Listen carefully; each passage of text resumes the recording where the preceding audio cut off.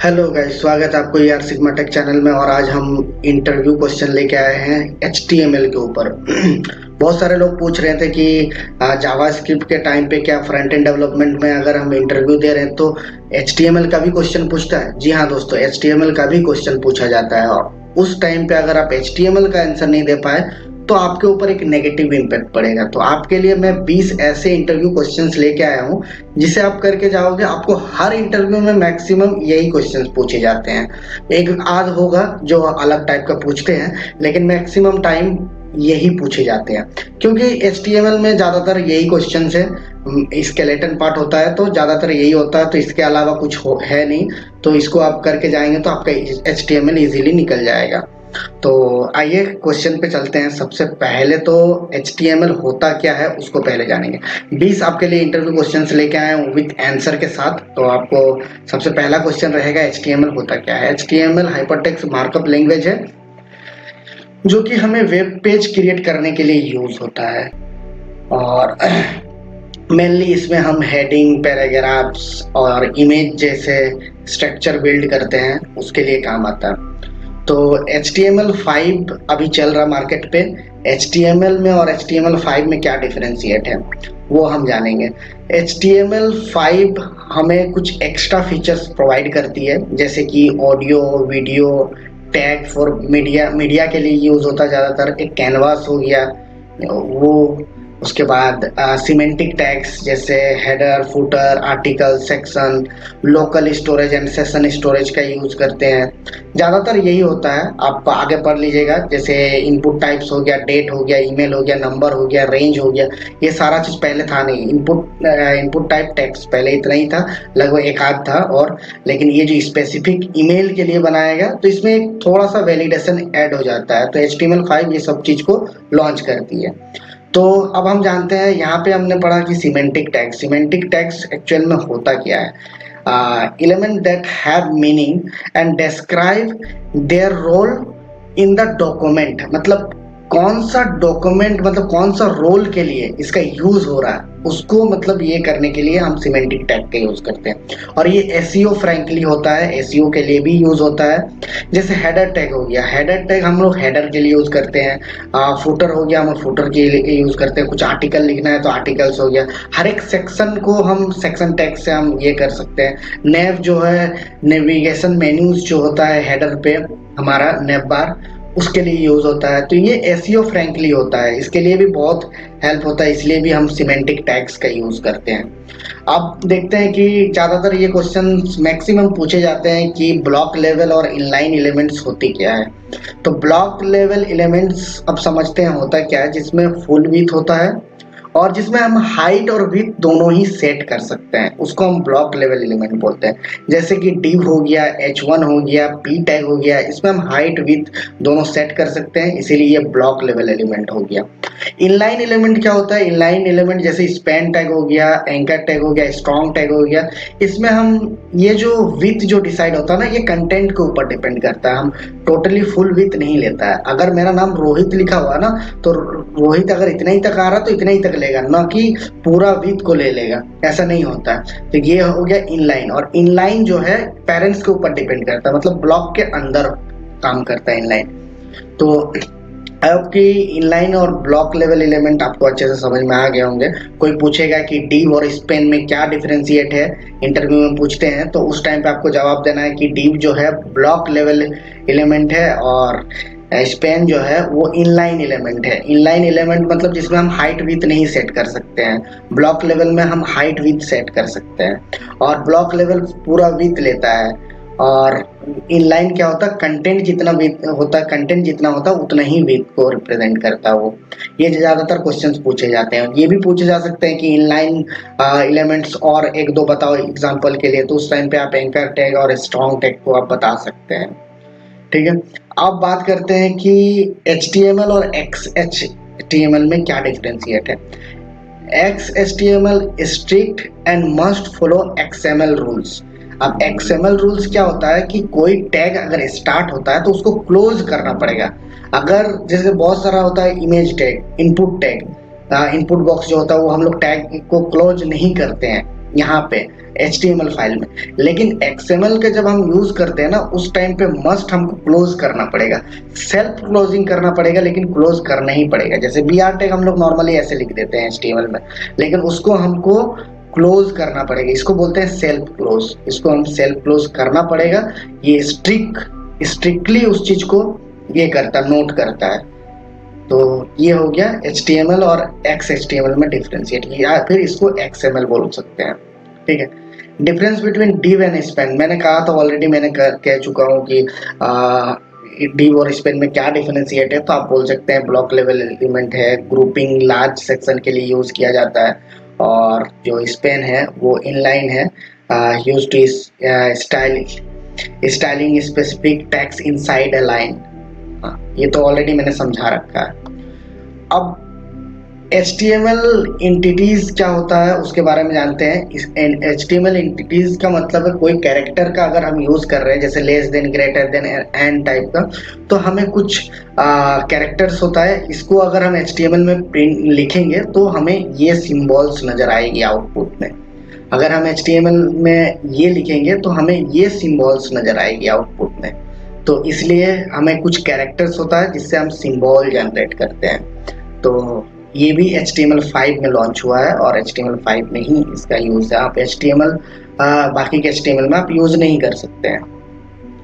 अब डिफरेंस बात करते हैं लिंक टैग और एंकर टैग में। ज़्यादातर ये क्वेश्चंस पूछे जाते हैं, लिंक टैग और एंकर टैग में डिफरेंशिएट क्या है। मेन डिफरेंशिएट ये है कि लिंक टैग हम हेडर टैग के अंदर प्रोवाइड करते हैं, और एक्सटर्नल कुछ भी रिसोर्स को ऐड करने के लिए करते हैं, जैसे CSS हो गया, और भी बहुत सारी चीज़ें जिसको हम लिंक करते हैं। जैसे आप बूटस्ट्रैप का क्लास यूज करेंगे तो उस टाइम पे आप लिंक करने के लिए CSS को, उस टाइम पे भी इस लिंक का यूज करते हैं हम लोग। एंकर टैग का यूज हम क्या करते हैं, हाइपर लिंक होता है जिसमें एक पेज से दूसरे पेज जाने के लिए हम इसमें यूज किया जाता है। इसमें जैसे अगर नेविगेशन मेन्यूज वगैरह है, हम होम पेज पे है, और अगर हमको अबाउट पेज पे जाना है तो एंकर टैग उसमें हेल्प करता है रिडायरेक्ट करने के लिए। अब बात करते हैं आईडी और क्लास एट्रीब्यूट्स में क्या डिफरेंशिएट है। आईडी एट्रीब्यूट्स जो होता है वो यूनिक आइडेंटिफायर होता है, हम एक पेज में एक ही बार यूज करते हैं। और क्लास जो है हम रीयूजेबल, हम लोग उस चीज को मल्टीपल टाइम्स एलिमेंट में हम लोग यूज करते हैं उसको। जैसे कि अगर हम एक मल्टीपल्स डिव है और एक साथ हम उसका CSS लिखना चाहते हैं, तो हम क्लास का यूज करके हम इजीली सबका एक साथ में CSS लिख सकते हैं। और उससे क्या होगा कि एक साथ में हम एक CSS प्रॉपर्टी लिखेंगे तो सारे में जहां जहां क्लास लिखा हुआ है उसमें सारे में अप्लाई हो जाएंगे। तो ऐसे सिचुएशन में हम लोग क्लास का यूज करते हैं। अब बात करते हैं कि differentiate between storage, session storage and cookie में क्या डिफरेंशिएट है। लोकल स्टोरेज मतलब हमारा सिस्टम का जो स्टोरेज होता है वो लोकल स्टोरेज होता है, ये एक्सपायर नहीं होता है, जब तक रहेगा वो डेटा वहां पे अवेलेबल रहेगा। सेशन स्टोरेज में क्या होता है कि जैसे ही टैब को हम क्लोज करेंगे ना, तो वो टोटली डेटा रिमूव हो जाएगी। जैसे हम कोई भी एक साइट खोलेंगे और साइट खोलने के बाद हम टैब को जैसे क्लोज करेंगे तो ये हो जाएगी। मान के चलिए हम एक JS कंपाइलर खोल रहे हैं, JS कंपाइलर खोलने के बाद जैसे हम यहाँ पे ओपन किए, ये सेशन कुकी, सेशन स्टोरेज का यूज किया गया। जैसे ये आ रहा है, इस जगह पे अगर हम रोहित लिख देंगे, ठीक है, रोहित लिख दिए, यहाँ पे रोहित स्टोर है, ठीक है, रोहित स्टोर है, यहाँ पे घेर, यहाँ पे एरर आएगा, ठीक है, यहाँ पे रोहित स्टोर है। अब हम क्या करेंगे, इस चीज को क्लोज कर देंगे। अब हम फिर से JS कंपाइलर का यूज करेंगे, JS कंपाइलर को फिर से ओपन करेंगे। जैसे हम JS कंपाइलर को ओपन किए, देखिएगा वो जो रोहित हम लिख के रखे थे वो रोहित अभी नहीं आएगा, अभी नया चीज आ गया। तो मतलब इसका मतलब यही होता है कि जब हम ये यूज करते हैं, क्या बोलते हैं, सेशन स्टोरेज यूज करते हैं, उस टाइम पे तब तक मेरा डेटा सेव रहेगा जब तक कि मेरा जिस टैब में हम है और टैब को क्लोज नहीं कर रहे हैं। जिस टाइम पे हम टैब को क्लोज करेंगे सारा डेटा वहां से चला जाएगा। वैसे सिचुएशन में हम लोग सेशन स्टोरेज का यूज करते हैं। कुकी क्या होता है, ये स्मॉल डेटा एक्सप्रेशन होता है। कुछ टाइम पे अगर हम तुरंत लॉग आउट करना होता है कि आप 5 मिनट बाद ऑटोमेटिकली लॉग आउट हो जाएंगे, तो उस टाइम पे कुकी डेटा का हम लोग यूज करते हैं। आगे हम लोग इसके ऊपर पढ़ेंगे, ये और ज्यादा गहराई में जानने का जरूरत है, लेकिन अभी फिलहाल आप इससे भी काम चला सकते हैं जितना मैं बता रहा हूँ।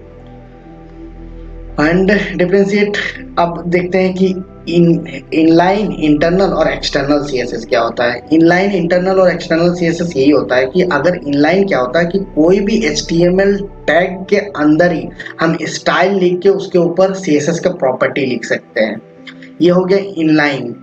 इंटरनल सीएसएस क्या हो गया कि उसी पेज के अंदर, उसी एचटीएमएल पेज के अंदर हम स्टाइल टैग के अंदर कोई भी सीएसएस प्रॉपर्टी को हम लोग लिख सकते हैं और उस पेज में ही काम करेगा इंटरनल सीएसएस। अब एक्सटर्नल क्या होता है कि एक्सटर्नल हम एक अलग ही सीएसएस का फाइल बनाए और हम HTML पेज में उसको लिंक कर दिए। कैसे लिंक कर दिए, ऑलरेडी मैंने यहाँ पे एक डिफरेंशिएट बताया था ना कि लिंक और एंकर में क्या डिफरेंशिएट है, तो यहीं पे वो चीज आता है कि ये जो लिंक है ये एक्सटर्नल CSS जब होगा तो इस HTML पेज में जाके इस लिंक टैग के अंदर उसका रिसोर्स दे देंगे CSS का, तो वो CSS हम एक्सटर्नल में जाके जो भी लिखेंगे हमारे उस पेज पे शो होने लगेगा। तो यही है मेन इसका इंटरनल, एक्सटर्नल और इनलाइन सीएसएस का डिफरेंस है।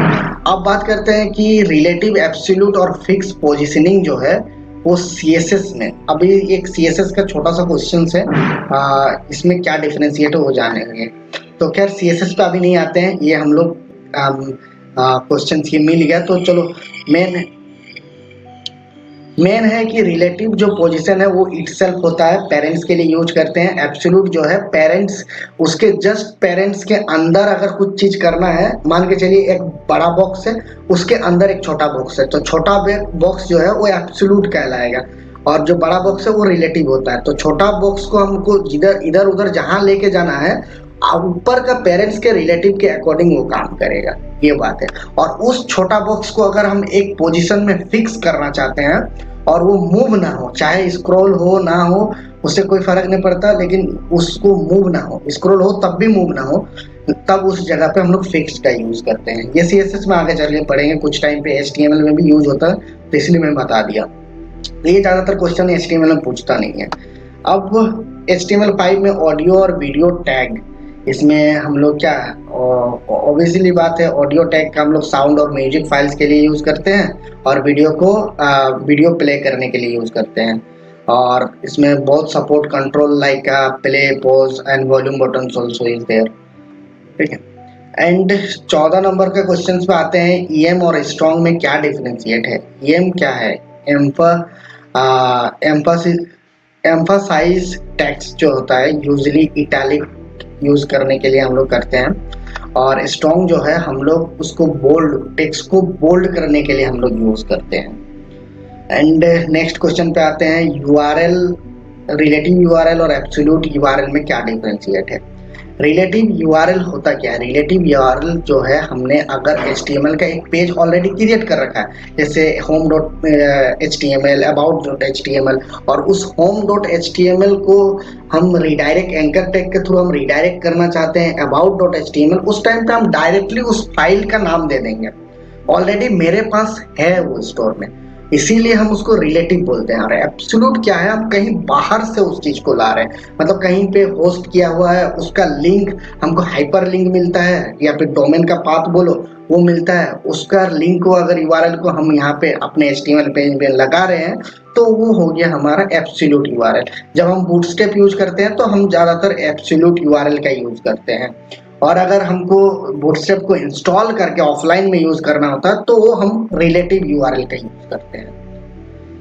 अब बात करते हैं कि OL, UL एंड DL का क्या अंतर है, क्या डिफरेंशिएट है।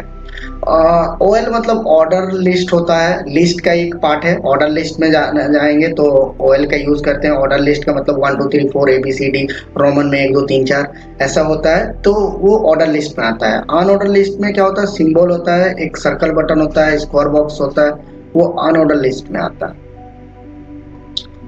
DL हम लोग टर्म और डिस्क्रिप्शन लिखने के लिए हम लोग यूज करते हैं।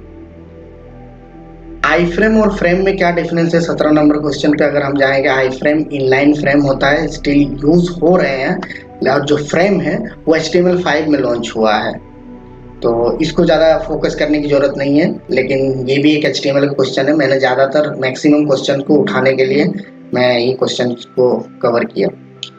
And difference between script and no script में क्या डिफरेंशिएट है। डिफरेंस, स्क्रिप्ट टैग हम लोग जावा स्क्रिप्ट को एम्बेड करने के लिए या फिर अटैच करने के लिए यूज करते हैं। नो स्क्रिप्ट मतलब defined alternate content if browser does not support the Java script. अगर जावा स्क्रिप्ट सपोर्ट नहीं कर रहा तो उस टाइम पे हम लोग नो स्क्रिप्ट का यूज करते हैं।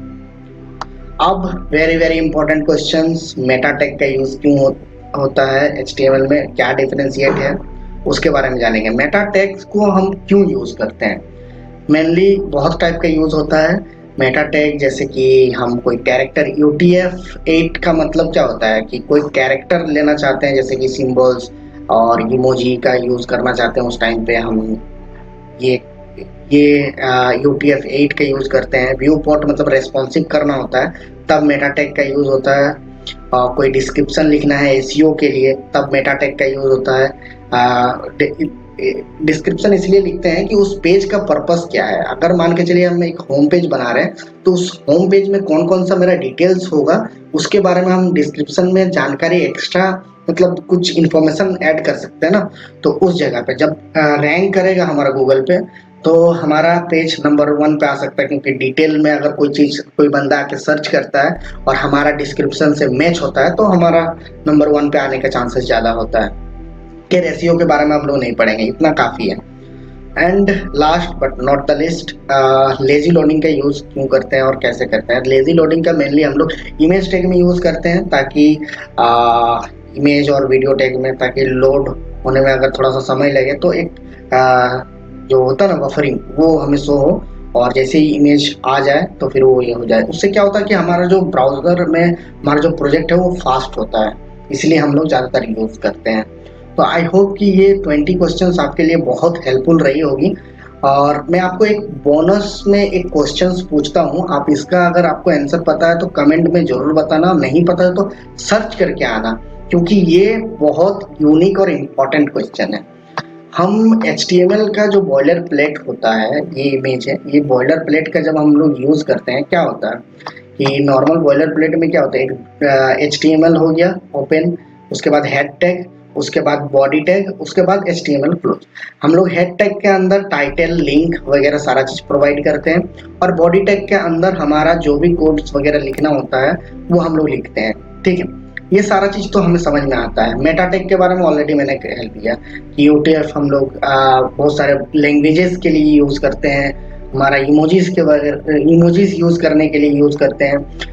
व्यू पोर्ट ये जो हम लोग यूज करते हैं ये हमारे डिवाइस टू डिवाइस रेस्पॉन्सिव के लिए यूज करते हैं। ये सारा चीज हमको समझ में आ रहा है, लेकिन ये जो डॉक टाइप HTML है ये हम लोग क्यों यूज कर रहे हैं और इसको नहीं यूज करने से क्या होगा, ये मेरा क्वेश्चन है। आप कमेंट करके जरूर इसका आंसर बताना।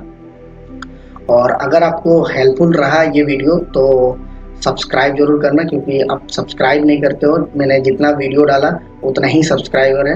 मैंने 37 वीडियो डाला है, उसमें से 37 ही सब्सक्राइबर है। तो प्लीज़ गाइस सब्सक्राइब कीजिए, आपका एक सब्सक्राइब में मोटिवेट करती है आगे वीडियो बनाने में, तो सब्सक्राइब करना ना भूलिएगा। इसलिए thank you for watching this video guys, good bye.